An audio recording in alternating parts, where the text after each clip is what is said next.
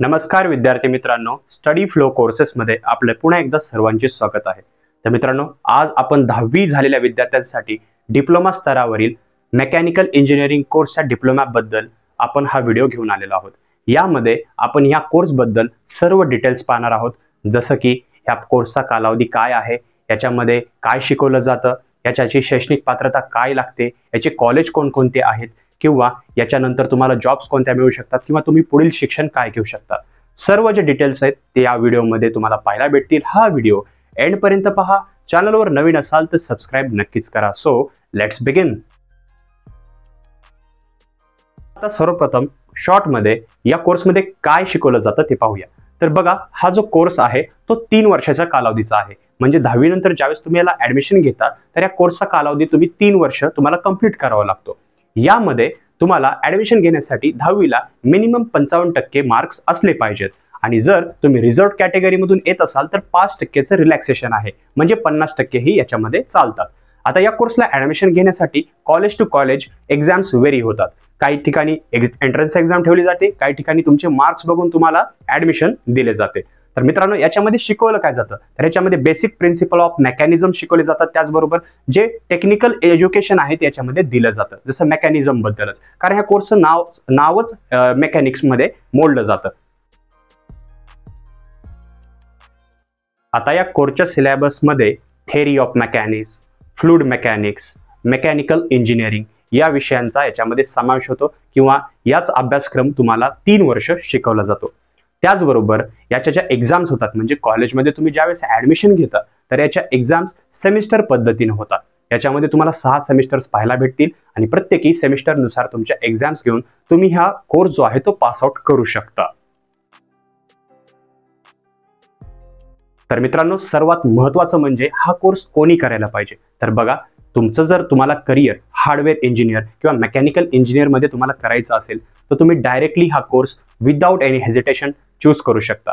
या कोर्सचा कालावधी 3 वर्षाचा आहे, पण हा कंप्लीट केल्यानंतर तुम्ही डायरेक्टली सेकंड इयर बीटेकला ऍडमिशन घेऊ शकता, जे की डिग्रीसाठी ऍडमिशन असते, किंवा इतर कोणत्याही स्ट्रीम मध्ये तुम्ही जाऊ शकता। हे तुम्ही फर्दर कॉलेजकडून इन्फॉर्मेशन घेऊ शकता, किंवा ह्याच्याबद्दल डिटेल माहिती पाहिजे असेल तर कॉमेंट सेक्शन मध्ये मला विचारू शकता। आता ह्याच्यामध्ये आपण जॉब आणि फॅकल्टीज जर नॉर्मली आपण पे स्केल पाहिला तर याच्यामध्ये करिअर घडवणाऱ्या विद्यार्थ्यांना जे इयरली पॅकेज आहे ते 3 ते 4 लाख पर ॲनम भेटू शकतं।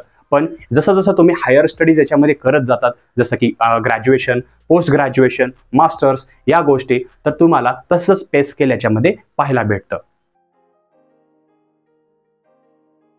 तर मित्रांनो, आपण याची ऍडमिशन प्रोसेस पाहिली, याची एलिजिबिलिटी पाहिली, आणि कोणत्या विद्यार्थ्यांनी हा कोर्स करायला पाहिजे हेही पाहिलं। आता पाहूया की कोणकोणते कॉलेज हा कोर्स कशा प्रकारे ऑफर करतात।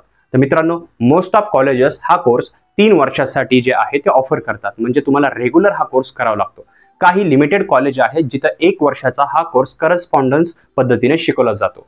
पण इग्नू सारख्या युनिव्हर्सिटी आहेत, ओपन युनिव्हर्सिटीच्या इंदिरा गांधी ओपन युनिव्हर्सिटी आपण म्हणू शकतो, इथे तुम्ही डिस्टन्स पद्धतीने म्हणजे एक्सटर्नल विद्यार्थी म्हणून हा कोर्स कंप्लीट करू शकता। या कोर्सची जी ऍव्हरेज फी आहे ती कॉलेज टू कॉलेज व्हेरी करते, पण जर आपण याची ऍव्हरेज फी पाहिली तर ती 15,000 ते 20,000 रुपये वार्षिक असू शकते। ठीक आहे मित्रांनो, आपण याची आता जॉब रोल पाहूया। जसं की तुम्ही स्क्रीनवर पाहू शकता, याची जॉब प्रोफाईल इंजिनियर नावाचा जॉब आहे। याचं जॉब डिस्क्रिप्शन तुम्ही पाहू शकता, जे की आहे प्लॅनिंग, डिझायनिंग, मेंटेनन्स करणे मेकॅनिकल इक्विपमेंटचे। याचं वार्षिक पॅकेज जे आहे ते 3,30,000 LPA इतकं आहे। मॅन्युफॅक्चरिंग मॅनेजर याचं जे ॲव्हरेज पॅकेज आहे ते 7.18 लाख LPA एवढं आहे। मेकॅनिकल इंजिनियरचे 6.20 लाख LPA, टीचरशिप कन्सल्टंटचं 4 लाख LPA, आणि मेकॅनिकल कन्सल्टंटचं 7 लाख पर ॲनम म्हणजे LPA। तर एवढे जे आहे ते तुम्हाला याच्यामध्ये पॅकेज ऑफर होऊ शकतात। आता याच्या फ्युचर स्कोप बद्दल पाहूया। तर बघा, डिप्लोमा जर हा कंप्लीट केल्यानंतर जर तुम्हाला हायर स्टडीजसाठी जायचं असेल तर तुम्ही डायरेक्टली बीटेकला ऍडमिशन घेऊ शकता आणि हायर स्टडीज कंप्लीट करू शकता। त्याचबरोबर तुम्ही हा डिप्लोमा कंप्लीट केल्यानंतर तुम्ही जे प्रायव्हेट सेक्टर आहे तिथेही जॉब करू शकता। त्याचबरोबर तुम्ही हायर स्टडीज जर केल्या तर तुम्हाला जॉब ऑपॉर्च्युनिटी जास्त पाहायला भेटतात, तर त्याही सुद्धा तुम्ही कन्सिडर करू शकता। किंवा तुम्ही डिग्री कंप्लीट झाल्यानंतर मोस्ट गव्हर्नमेंट एक्झामसाठी क्वालिफाय करता, तर त्या एक्झाम सुद्धा तुम्ही देऊ शकता, पास आउट होऊ शकता आणि गव्हर्नमेंट जॉबही करू शकता। त्याचबरोबर तुम्ही प्रायव्हेटमध्ये स्वतःचा बिझनेस सुद्धा ओपन करू शकता। कारण तुमच्याकडे हे टेक्निकल नॉलेज असणारे एक स्किल तुमचं याच्यामध्ये अनलॉक होतं, जेणेकरून तुम्ही स्वतः रोजगारही घडवू शकता किंवा तुम्ही रोजगार इझिली मिळवू शकता. तर मित्रांनो, ही होती पूर्ण डिटेल या डिप्लोमा कोर्सची. याच्याबद्दल काही क्वेश्चन्स असतील तर खाली कॉमेंट सेक्शन मध्ये नक्की विचारा. व्हिडिओ आवडला असेल तर लाईक करा. याचे विस्तृत तुम्हाला आर्टिकल वाचायचे असेल तर डिस्क्रिप्शन मध्ये मी आर्टिकलची लिंक दिलेली आहे, तिथे क्लिक करून तुम्ही हे जे व्हिडिओ आहे याच्यापेक्षा जास्त इन्फॉर्मेशन त्या आर्टिकल मध्ये वाचू शकता. कारण व्हिडिओ मोठा होईल यासाठी मी इथे सर्व गोष्टी सांगत नाहीये, पण तरीही तुम्हाला यासाठी ऍडमिशन घ्यायची असेल, काही जर अडचणी असतील तर इंस्टाग्रामवर विचारायला आम्हाला विसरू नका. Thanks for watching. मी मिळतो तुम्हाला पुढच्या व्हिडिओमध्ये.